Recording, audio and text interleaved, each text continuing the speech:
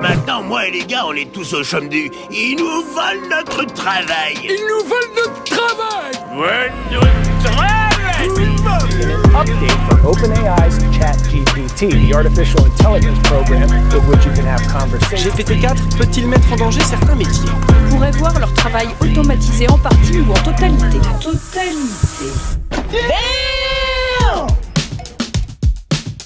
Cahier des charges, spécification, architecture, algorithme, modélisation, implémentation, test, déploiement, documentation, maintenance. Toutes ces compétences sont nécessaires pour développer une application.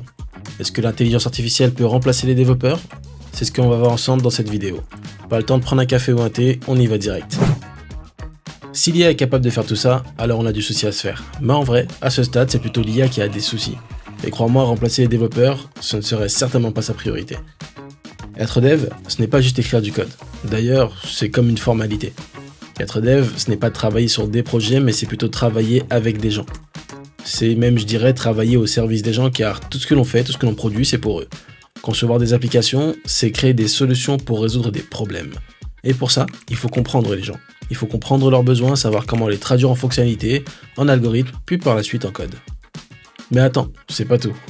Il faut aussi comprendre les autres devs, être capable de s'organiser, de communiquer, de partager, bref, de collaborer. En gros, le métier de dev, c'est un métier qui est complexe, et ça ne se résume pas simplement à écrire du code.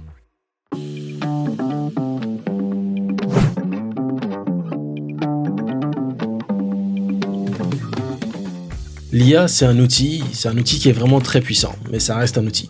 Et comme n'importe quel outil, il faut savoir donc l'utiliser, donc apprendre à l'utiliser. C'est comme remettre les clés d'un Brabus à quelqu'un qui n'a pas le permis, imagine les dégâts qu'il ferait juste pour un créneau. À l'ère de la révolution industrielle, on a eu peur des machines. On a eu peur qu'elles remplacent les ouvriers, et en vrai c'est ce qui s'est passé. Maintenant, on n'a quand même plus besoin de réaliser des tâches répétitives, voire dangereuses. Du coup, des ouvriers ont été assignés à des nouvelles missions, d'autres ont été formés à des nouveaux métiers. Donc c'est normal. Viendra le jour où l'IA pourra remplacer en toute sécurité, donc les devs, mais par contre sur certaines tâches. Mais ça ne veut pas dire que le métier disparaîtra. Au contraire, il va évoluer. D'ailleurs, je parle au futur, mais en vrai, c'est déjà le cas. Et franchement, c'est pas plus mal. Car ça permet de se concentrer sur l'essentiel. Sur des éléments qui font la différence, ces éléments qui sont générateurs de valeur. Car ce n'est pas parce que tu sais coder l'application Airbnb ou Le Bon Coin que tu auras le même succès. C'est pas le code qui fait la différence. Donc pour ces entreprises, ce qui fait la différence, c'est la vision, c'est l'exécution de cette vision, c'est l'expérience utilisateur et surtout la distribution. Il y a d'autres facteurs qui vont rentrer en compte, mais on va pas tous les citer. On parle d'IA, mais c'est un petit peu un mot fourre-tout. S'agit-il d'une IA qui est autonome, capable de prendre elle-même ses propres décisions, ou est-ce qu'il s'agit d'une IA qui a besoin d'être dirigée, d'être supervisée? Parce que dans le premier cas, on n'est vraiment pas prêt d'y être. Et dans le deuxième cas, c'est déjà la situation actuelle. Si tu ne connais pas ce métier, je t'invite à regarder ma série de 3 vidéos sur le sujet, le lien est en description. Par contre, si tu es dev, j'espère que tu as déjà commencé à intégrer l'IA dans ton workflow. Car c'est un outil, comme je l'ai dit, qui est puissant et qui peut te faire gagner vraiment un temps fou. Un temps que tu pourras consacrer à la qualité de ton code et à l'expérience utilisateur.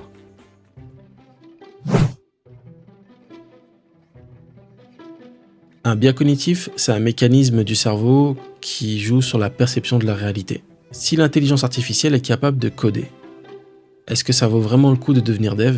C'est une question qu'on me pose régulièrement et voici ce que j'ai à te répondre. Comme tu l'as vu plus tôt, le métier de développeur, c'est un métier qui est complexe.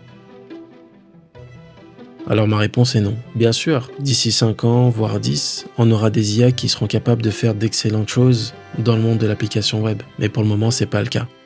Le risque zéro n'existe pas. Par contre, il y a peut-être une grande partie des développeurs qui, eux, réellement, ne vont plus trouver de travail.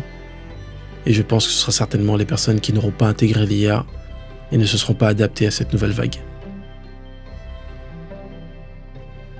Maintenant, moi et les gars, on est tous au chôme du. Ils nous volent notre travail. Ils nous volent notre travail.